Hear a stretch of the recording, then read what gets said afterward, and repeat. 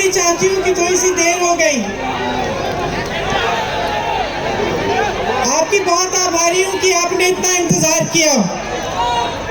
श्री अशोक गहलोत जी, श्री सुरेंद्र जड़ावत जी, श्री उदयलाल आंजना जी, श्री राजेंद्र सिंह बेहुड़ी जी, श्री शंकरलाल बैरवा जी, श्री बद्रीलाल जाट जी, श्री भेरूलाल चौधरी जी, श्री संदीप शर्मा जी, श्री प्रीति शक्तावत जी, आप सबका इस सभा में बहुत बहुत स्वागत। कांग्रेस पार्टी के सारे नेता जो मंच पर उपस्थित हैं, सभी पदाधिकारी, सभी कार्यकर्ताओं को भी बहुत बहुत स्वागत। मेरी प्यारी बहनों, आप अपना काम छोड़ के यहाँ आई हैं मेरी बातों को सुनने के लिए, इसके लिए मैं बहुत आभारी हूँ। भाइयों, आपका भी स्वागत। अरे हो गया यार, आप सबने मारो खड़ा राम राम सा आपरी वीर प्रसुता भूमि में ने नमन। अठे महाराणा प्रताप रा शौर्य, मीराबाई री भक्ति, पन्ना धाय रो त्याग और रानी पद्मिनी रा बलिदान री गाथा लिखी है। आप सगला चित्तौड़गढ़ रा निवासिया ने जय राम जी री करो हूँ। सावलिया जी धाम और सभी देवी देवताओं को प्रणाम करती हूँ। ये वीरों की धरती है। गर्व है इस धरती में आपको? जोर से बोलो। अरे आप तो सुनने दो। गर्व है अपनी धरती में, गर्व है अपने प्रदेश में, गर्व है अपने देश में। मुझे भी बहुत गर्व है, इसीलिए मेरी ध्यान से बातें सुनना। आपके काम की बात करने आई हूँ, चुनाव की बात नहीं, आपके काम की बात करने आई हूँ। तो एकदम ध्यान से सुनो। आपसे कुछ चाहती हूँ मैं, बाद में आपको पता चलेगा। देखिए, ये महाराणा प्रताप जी की धरती है। उनके साथ गाड़िया लोहारों ने एक शपथ ली थी कि जब तक चित्तौड़गढ़ आजाद नहीं होगा तब तक किले में प्रवेश नहीं करेंगे। मालूम है आपको ये कहानी? तो प्रवेश कब किया इन्होंने, कौन बताएगा? पंडित जवाहरलाल नेहरू ने माणिकलाल वर्मा जी के साथ किले में इनके साथ प्रवेश किया जब भारत आजाद हुआ तब। तो ये जो आपकी परंपराएं हैं, किसी ने शपथ लिया कि किले में कभी नहीं जाएंगे, एक पूरे कौम ने, जब तक आजादी नहीं होगी। महाराणा प्रताप जैसी शख्सियत जो लड़े अपने देश के लिए, अपने प्रदेश के लिए। आपके पूर्वजों ने आज़ादी की लड़ाई लड़ी, हमारे पूर्वजों ने आज़ादी की लड़ाई लड़ी। किस लिए लड़ी, कौन बताएगा? किस लिए लड़ी? अपने लिए लड़ी, देशवासियों के लिए लड़ी, देशवासियों की आज़ादी के लिए लड़ी। गांधी जी क्या कहते थे? गांधी जी कहते थे कि तब तक ये देश पूरी तरह से आजाद नहीं होगा जब तक ग्राम स्वराज नहीं होगा। ग्राम स्वराज का मतलब है जब तक गांव मजबूत नहीं होगा, जब तक गांव सशक्त नहीं होगा, जब तक एक एक देशवासी को सशक्त नहीं करेंगे, गांव से लेकर शहर तक हर जगह सबको आज़ादी में का एहसास होना चाहिए और सब सशक्त होने चाहिए। तो देखिए, बहुत साल गुजर गए, अब भाजपा के नेताओं के भाषण सुनते होंगे, उनके मुताबिक तो 70 सालों में कुछ हुआ ही नहीं। ये अलग बात है कि सब पढ़े लिखे हैं, कहाँ पढ़े हैं भाई? किन्होंने पाठशालाएं बनाई, किन्होंने कॉलेज बनाए जिनमें ये पढ़े, किन्होंने इनकी डिग्रियां दी, जहाँ जहाँ इन्होंने रोजगार किया, वो कंपनियां किसने बनाई? 70 सालों से हम आज़ाद हैं, सही बात? 70 सालों से हम आज़ाद हैं और इन 70 सालों में हमारी राजनीति आस्ते आस्ते बदलती जा रही है। आप सबको मालूम है कि आज जो देश में परिस्थितियां हैं, जो देश में राजनीति स्थापित हुई है, वो किस तरह की राजनीति है? आप ही कह रहे हैं धर्म पे आधारित राजनीति कर रही है भाजपा।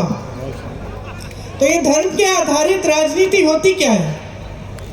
क्योंकि देखो धार्मिक तो हम सब हैं, आप हो, मैं हूँ, सब है ना, मेरी बहनें, आप सब धार्मिक हैं। तो दिल में धर्म है और सबकी आस्था है और सब उस आस्था को दिल में मानते हैं और अपने बच्चों को सिखाते हैं।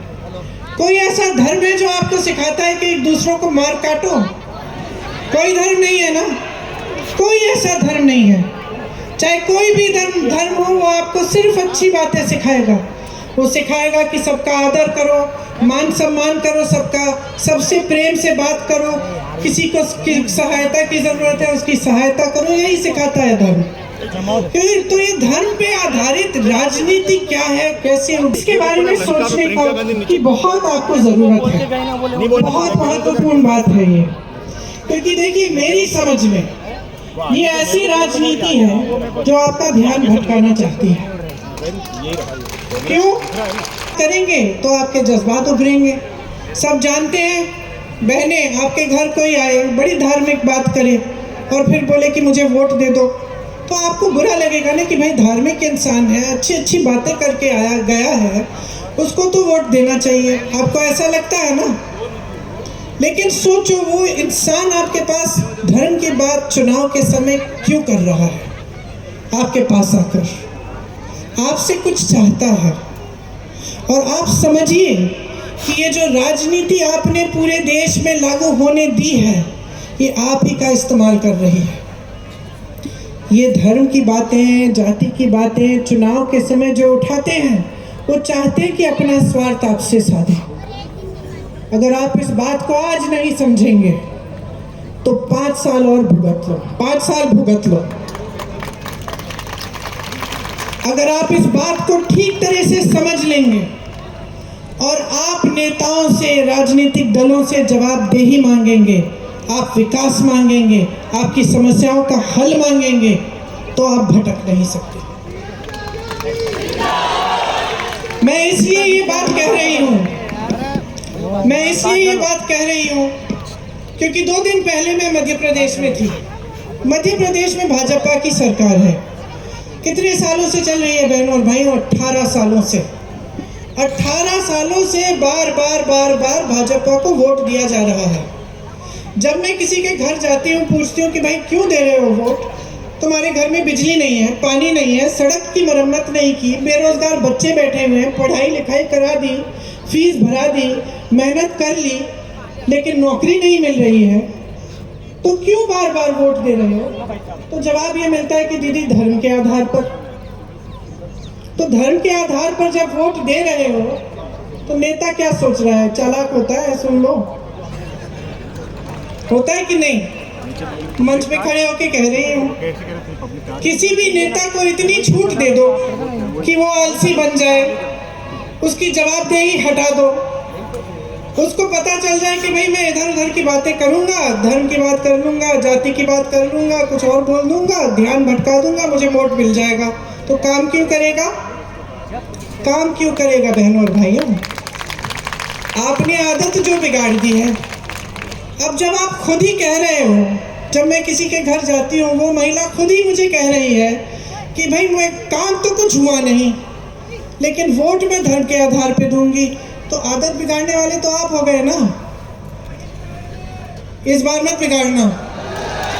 ये जो आपकी जो परंपरा है ना, कि मैंने सुना है कि भाई राजस्थान में एक बार ये सरकार, एक बार वो सरकार, एक तरह से ठीक है, समझ में आती है परंपरा, लेकिन इस बार परंपरा को पलटो, नहीं तो जो मध्य प्रदेश में 18 सालों से चल रहा है वो यहाँ हो जाएगा।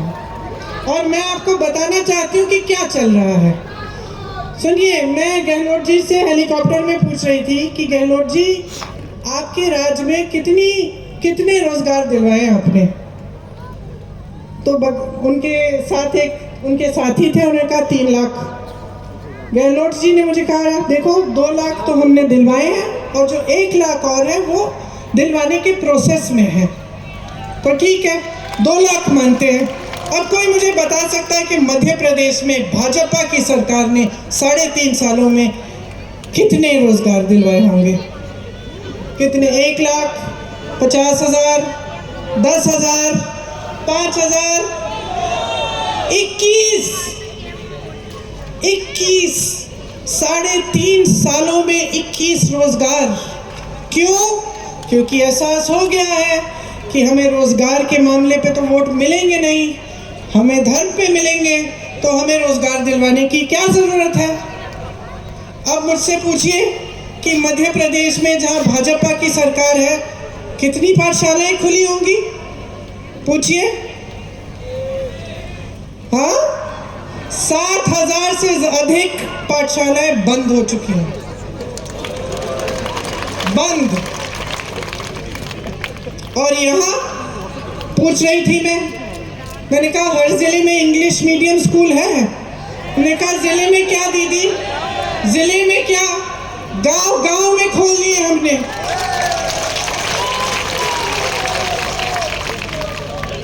फिर मैंने पूछा कि शिक्षा की सुविधाएं कैसी हैं? बोला कि शिक्षा की सुविधाएं हमारी यहाँ बहुत अच्छी हैं, सब जगह हम बनवा रहे हैं और मजबूत कर रहे हैं। तो रोजगार में आप आगे, शिक्षा में आप आगे। महंगाई को देखते हैं, भाजपा के प्रदेशों में सिलेंडर का दाम कब होता है कम? जब चुनाव आता है, तब तक 1200-1400 तक ऊपर चढ़ गया, किसी ने कुछ नहीं कहा। चुनाव आने लगा, अचानक गिरा दिया 400-500। आपको सिलेंडर कितने में मिलता है? 500 में मिलता है। देखिए, आपको ना प्रदेश की सरकार ने केंद्र की नीतियों से बचा के रखा है। आपने कभी इस देश के इतिहास में ऐसी बात सुनी है कि महंगाई राहत कैंप लगा रही है प्रदेश सरकार और महंगाई बढ़ा रही है केंद्र की सरकार? कभी सुनी है ये बात? कभी ये नौबत आई है कि प्रदेश की सरकार को महंगाई राहत कैंप लगाना पड़ रहा है? क्योंकि महंगाई इतनी बढ़ गई है। बहनों, आप तो कम से कम दिवाली मना पाई हैं। मध्य प्रदेश की जो मेरी बहनें हैं रोती हैं जब दुकान जाना पड़ता है, धनतेरस के लिए बर्तन खरीदने पड़ते हैं, जब लिपाई पुताई कर रही है घर की, किसी के लिए, बच्चों के लिए नए कपड़े खरीदने, दिए खरीदने, कोई पटाखा मांग रहा है बच्चा, कर नहीं पाती हैं। बहनें अगर वो बाजार जाती हैं और सोचती हैं कि खाना बनाना पड़ेगा, परोसना पड़ेगा, दिवाली पे मेहमान आएंगे, तो घबराहट होती है दिल में। और यहाँ महंगाई के राहत के कैंप इसलिए लगाए गए ताकि आपको इस महंगाई से जितना हम बचा सकते थे हमारी सरकार ने बचाने की कोशिश की। देखो हमने कितना काम किया। मैं यहाँ खड़ी होकर दे सकती हूँ, मैं कह सकती हूँ कि अपने प्रदेश में कितना हुआ है, छत्तीसगढ़ में क्या हुआ है, राजस्थान में कितना हो रहा है, वो नहीं कह सकते। वो कभी लाल, कभी पीली, कभी नीली डायरी की बात करते हैं कि नहीं? कहते हैं कि ऐसी डायरी मिल गई। क्या खोज रहे थे वो? मुझे तो लगता है कि पूरे प्रदेश में ढूंढते वो तो अपना सीएम फेस ढूंढ रहे हैं, अपने सीएम का चेहरा ढूंढ रहे हैं, वही नहीं मिल रहा। आपने वो फोटो देखी है मोदी जी की? जीप में चल रहे हैं टोपी लगा के और यूं दूरबीन से देख रहे हैं जंगलों में, यही आपके राजस्थान के जंगलों में कुछ ढूंढ रहे हैं, शायद मोर ढूंढ रहे हैं।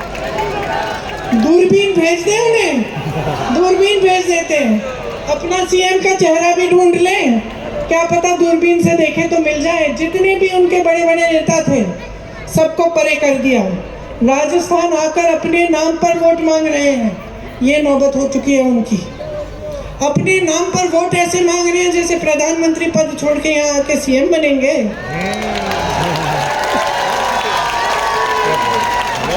तो आपके साथ छल हो रहा है। अब आप जागरूक बनेंगे, आप आंखें खोलेंगे तो आप इस छल को देख पाएंगे, समझ पाएंगे।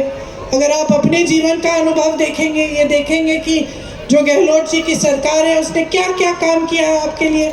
मैं नहीं कह रही हूँ कि सब कुछ ठीक है, मैं नहीं कह रही हूँ कि जितना विकास, सब विकास जो है एक निरंतर होता है, विकास कभी रुक नहीं सकता। हम आज 10 चीजें करेंगे, 10 और करनी पड़ेंगी, ये होता है विकास, चलते चले जाता है।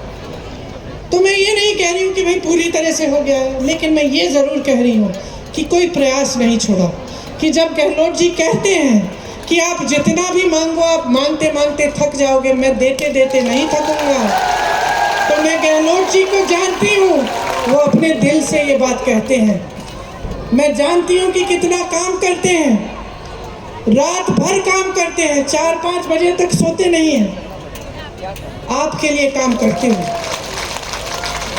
तो आपको कौन सी राजनीति चाहिए, आपको कैसी सरकार चाहिए? आप जब इसको चुनने जाएंगे तो आप देखिए, मैं जो कह रही थी आपसे मांगने आई हूँ, मैं आपकी जागरूकता मांगने आई हूँ, वोट नहीं मांगने आई हूँ, मैं जागरूकता मांगने आई हूँ। आपने शुरू में कहा कि इस धरती पर गर्व है, आपने शुरू में कहा इस देश पर, इस प्रदेश पर गर्व है, जोर से चिल्ला के बोले गर्व है ना तो इसकी हिफाजत करो, गर्व है तो अपने अधिकारों को समझो। जब नेता खड़े होकर कहता है कि मैंने दिया, उसको समझाओ तुमने कुछ नहीं दिया, जनता ने तुम्हें दिया है, उसको जवाबदेह बनाओ। ये धर्म की बातें, जाति की बातें बहुत अच्छी बातें हैं, लेकिन जब वोट की बात है तो अपने काम की बात सुनो और उससे काम की बात मांगो, उसको जवाबदेह बनाओ। और अगर वो आपके लिए काम नहीं करता और आपको लगता है कि इसने विश्वासघात किया है तो बदल डालो। तो मैं इस आधार पर आपसे कह रही हूँ कि जागरूक बन जाओ, क्योंकि मैं जानती हूँ कि हम राजस्थान में हमारी सरकार ने खूब काम किया है और हम इस काम को रोकना नहीं चाहते।